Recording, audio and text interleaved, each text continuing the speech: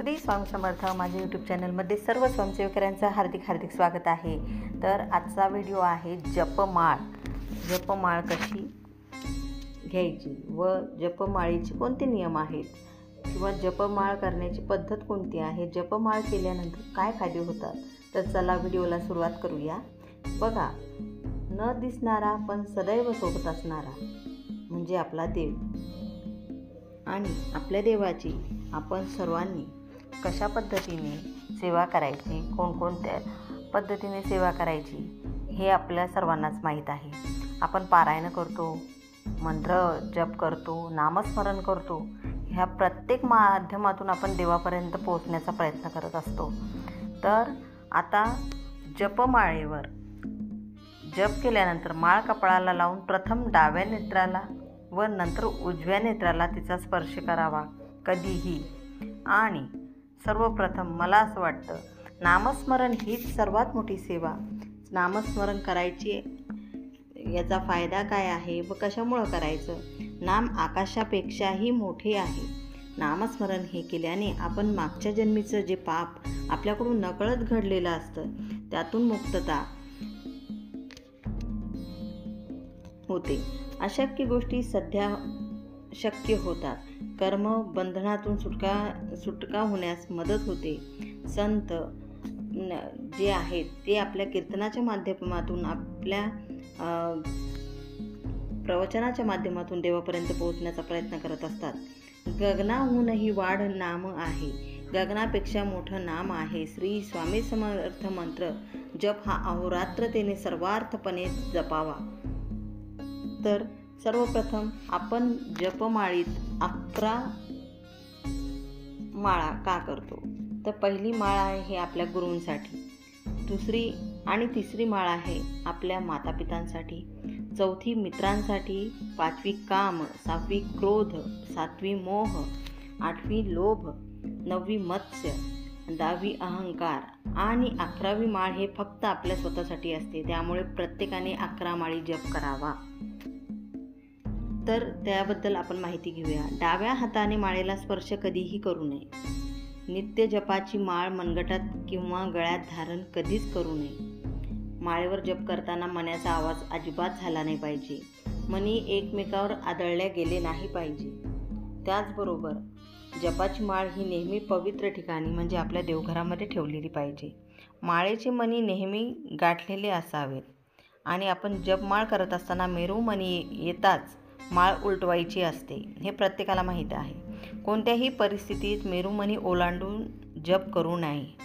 चुकून मेरुमणी ओलांडला गेल्यास 6 प्राणायाम घालावे लागतात आणि जप करताना माळ तुटल्यास ते अरिष्ट सूचक असल्यामुळे, अरिष्ट परिहार्य असल्यामुळे महामृत्यू मंत्राचा जप आपण करायचा असतो।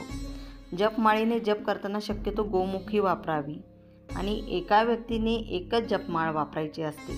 नाही तर आपण सर्वजण मिळून एकच माळ वापरतो, ते योग्य नाही। गोमुखी नसल्यास एखादे वस्त्र हात झाकून घ्यावे आणि त्यावेळेला आपण जप करावा। दुसऱ्या व्यक्तीची जपमाळ कधीही वापरायची नसते। जप झाल्यावर माळेला वंदन कायम करायचं।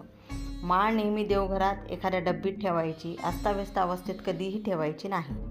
माळेचा जप करताना तोंड उत्तर आणि पूर्वेकडे असावं। जप करताना नेहमी आसनावरच आपण बसायचं आहे। हे नियम जरूर तुम्हाला पाळायचे आहेत। आणि जपमाळ ही सतत गुप्त रूपाने जप करायचा असतो। यामुळे अनिष्ट बांधापासून आपली मुक्ती होत असते। अंगठ्याच्या साहाय्याने जप केल्याने मोक्ष प्राप्त होतो। तर्जनीने जप केल्याने शत्रुनाश होतो। मध्यमेने जप केल्याने धनप्राप्ती होते आणि अनामिकेने शांती प्राप्त होत असते। करांगुलीने जप सुंदरता प्राप्ती होते। माळ जपाची सुरुवात मेरुमण्यापासून करावी, मात्र शेवटी मेरुमणी कधीही ओलांडू नये। जप पुढे चालू ठेवायचा असल्यास उलट क्रमाने पुन्हा मेरुमण्याकडे यायचं। आणि बरेच जण जप पूर्ण झाल्यावर माळ जमिनीवर ठेवतात, ते योग्य नाही। माळ कधीही ताम्हणात किंवा देवाच्या आसनाजवळ ठेवायची असते।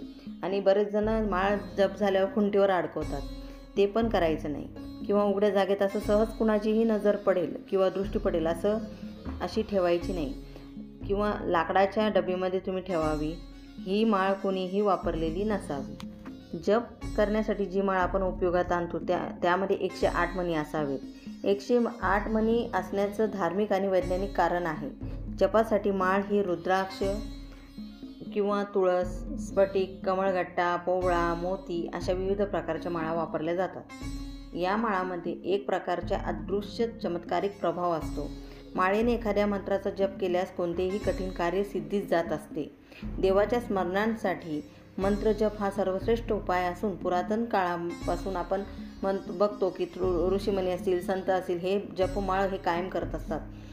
जपासाठी माळेची आवश्यकता असते आणि याशिवाय मंत्रजपाचं फळ प्राप्त पण आपल्याला लवकरात लवकर होतं. तर जपमाळेमध्ये 108 मणीचा काय संबंध येतो, तर पूर्ण रूपाने स्वस्थ व्यक्ती दिवसभरात जेवढ्या वेळ श्वास घेतो ना, त्याच्याशीच माळेच्या मण्याची संख्या ही 108चा संबंध आहे. सामान्यतः 24 तासामध्ये आपण जेवढे श्वास घेतो, दिवसभरातील 24 तासामधील 12 तास दैनिक कार्यामध्ये आपले व्यतीत होतात आणि शिल्लक 12 तास हे आपले श्वास घेण्यात व्यतीत होतात. याच काळामध्ये देवी देवतांचे ध्यान करणं खूप आवश्यक आहे. प्रत्येक व्यक्तीने श्वास घेताना म्हणजे पूजेसाठी निश्चित केलेल्या 12 तासामध्ये परमेश्वराचं ध्यान करणं खूप आवश्यक आहे. परंतु असं हे होत नाही. त्यामुळे 2 शून्य काढून म्हणजे 10,800 वेळेस श्वास आपण घेतो. तर 108 2 शून्य जर काढले तर जपासाठी 108 संख्या ठरवलेली आहे. या संख्येच्या आधारावर जपाच्या माळेमध्ये 108 मणी असतात. व्यक्तिगत अनुभव जर म्हणाल तर मध्यमा बोटांचा वापर करून जप करण्याचा फायदा व्यक्तीच्या अनुभवावर अवलंबून असतात आणि अन्य बोटांचा जर आपण जप करत असाल तर इतर बोटांचा वापर करण्याचंही महत्त्व तेवढंच आहे.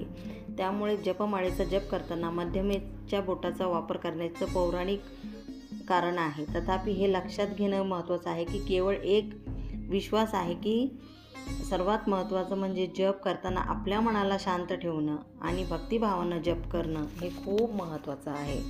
तर झालेली सेवा ही महाराजांच्या रुजू करते. व्हिडिओ आवडला असेल लाईक करा, शेअर करा, सबस्क्राईब करा. सर्वांना श्री स्वामी समर्थ.